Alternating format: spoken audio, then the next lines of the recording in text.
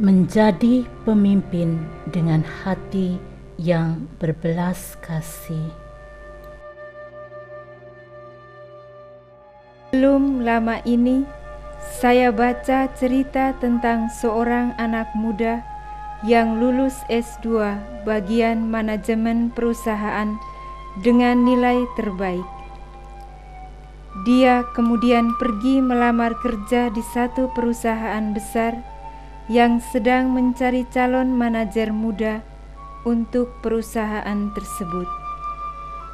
Sebelum diterima, anak muda itu harus menjalani beberapa tes di perusahaan. Dia berhasil lulus dengan sangat baik.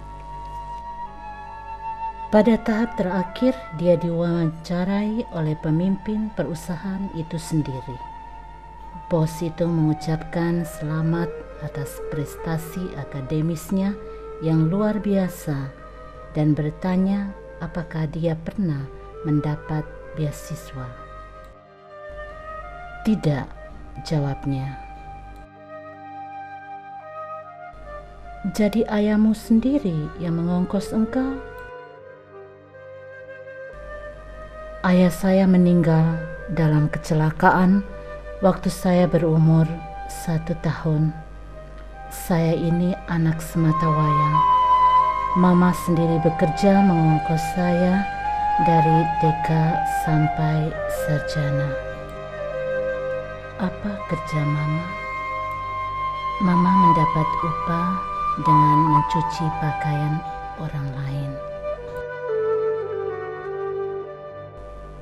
Bos itu menyuruh anak muda itu menunjukkan kedua belah tangannya. Tangan-tangan itu bersih dan halus. Tangan anak muda yang hanya tahu kerja dengan buku dan komputer. Bos itu bertanya lagi, "Pernahkah engkau bekerja bantu Mama dan mendapat upah dengan cuci pakaian?" "Belum pernah. Sekali waktu saya mau bantu, tetapi Mama menyuruh saya baca buku dan belajar. Apalagi Mama bekerja sangat cepat dan terampil." Bos itu berkata, "Sekarang engkau pulang ke rumah dan lakukan tugas ini. Pertama-tama, engkau cuci bersih-bersih kedua tangan ibundamu. Lalu bantu dia kerja 1 hari cuci pakaian. Sesudah itu engkau boleh datang dan saya akan pertimbangkan apakah engkau layak diterima atau tidak."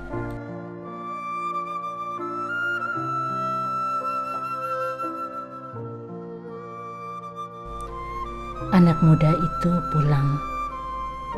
Dia pegang tangan ibunya dan dia perhatikan. Tangan-tangan itu kasar dan keriput, dimakan sabun cuci dan rinso selama puluhan tahun. Ada juga beberapa bekas luka yang menghitam. Inilah harga yang dibayar ibu untuk menanggung biaya hidup dan ongkos sekolahnya sampai dia jadi sarjana.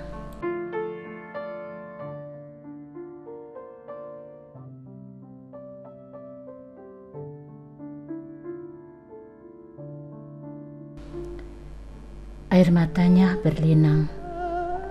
Dengan hati-hati dia mengusap tangan itu, lalu mencucinya bersih-bersih.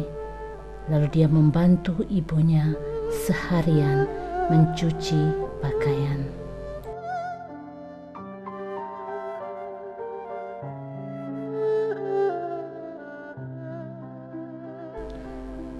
Ketika anak muda itu kembali menghadap pemimpin perusahaan dan menceritakan pengalamannya, bos itu memperhatikan ada genangan sisa air mata di sudut mata anak itu. Lalu dia bertanya, "Apa hikmah yang engkau timba dari pengalaman itu?" Dia menjawab, Pertama, saya belajar untuk tahu bersyukur. Tanpa pengorbanan Mama, saya tidak akan sukses.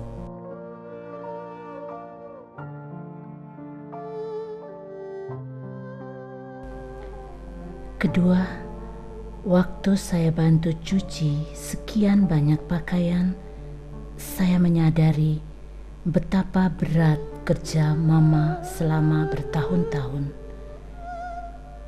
Dengan itu, saya lebih menghargai nilai kerja orang lain yang nampaknya sederhana sekalipun.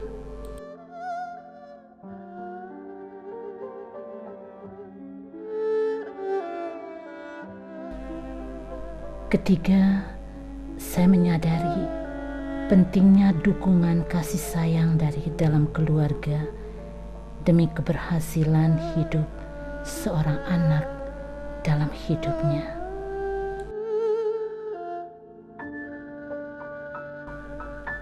Bos perusahaan itu berkata, "Dengar baik-baik orang muda, ada banyak orang pintar, tetapi sedikit sekali orang yang punya hati dan belas kasih untuk sesama."